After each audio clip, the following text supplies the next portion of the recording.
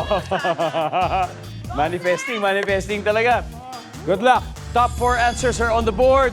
Sa paanong paraan pwedeng paputukin ang isang lobo?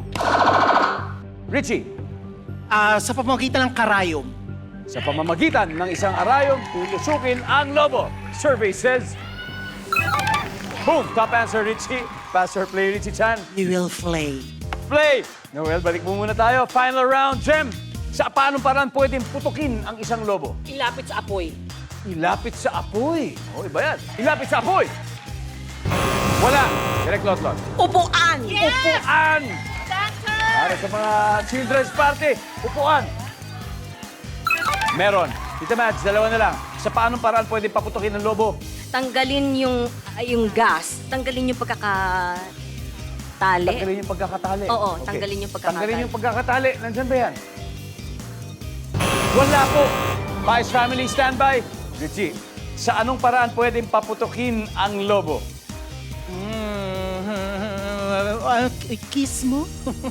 Kiss me, love. Kiss mo yung lobo. Okay. So, here's the situation. Kailangan makuha niyo po ito. Otherwise, obviously, panalo sila. But kung makuha niyo to, you definitely win. Sir Noel, paanong paraan pwede paputukin ang lobo? Kurutin. Kurutin. Angina. Kagatin. Kagatin. Sir Nicky. Yung kukurutin mo yung... Yung talaga, hanggang pumutok. Pumutok. Ma'am Sarah, final answer will come from you. Sa paanong paraan pwede paputukin ang lobo for the win? Kurutin. Kurutin. Wala! In case na tama po sila, come from behind, win na naman po ito. Survey says...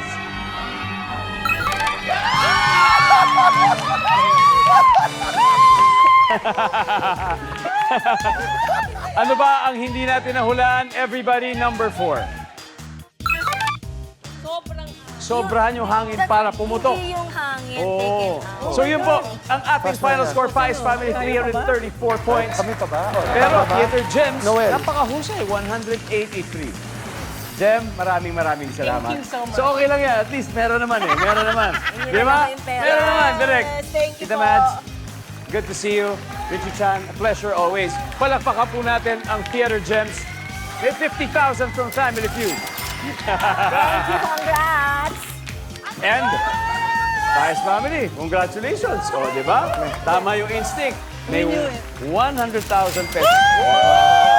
Now, pwede pa nating doblehin sa Fast Money. So, Ma'am Sarah, sino po ba ang maglalaro sa ating Fast Money? I need 2 players. Ako and si Nikki. All right.